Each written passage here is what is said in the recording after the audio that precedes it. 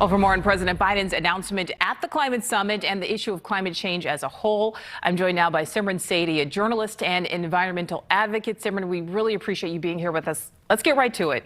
Can you explain to us, in words we'll all understand, how will these measures designed to curb emissions impact families? Are we talking about higher gas prices, more expensive cars, that kind of thing? Well, that's certainly what we are hearing from a particular political party. But what I want to say is we are already paying the price of this. This is not something that's happening in the future. We see homeowners insurance going up. We see crop insurance for farmers going up.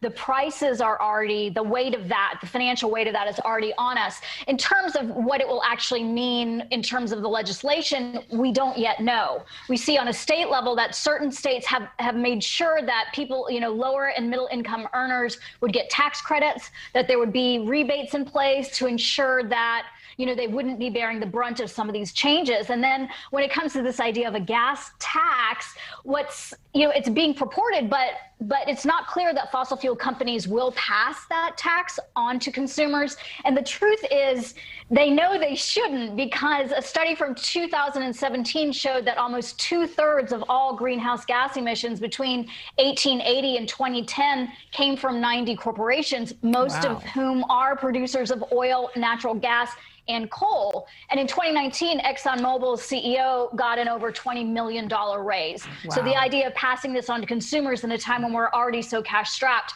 doesn't necessarily ring true. Okay, well, Simran, we have less than a minute, but I would love to ask you, how this gradually warming planet, how does that really affect us on a day-to-day basis? We just heard Allison's piece, things like flooding, it gets warmer all the time, droughts, that kind of thing.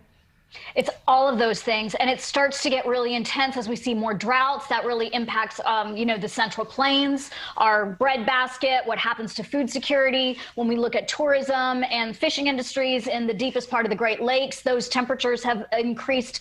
And then we see that there's a cross-link with pandemics. Extreme weather can displace animal species, and we see they can come in closer contact with humans. That facilitates cross-species transmission, and we see where that can end up. So the consequences of this are comprehensive, and it's really, we have an urgent need to take care of it. All right. Well, it does look like change will happen, whether it's quickly or slowly. All right. Simran Sadie, thank you so much for your time this evening. We appreciate it.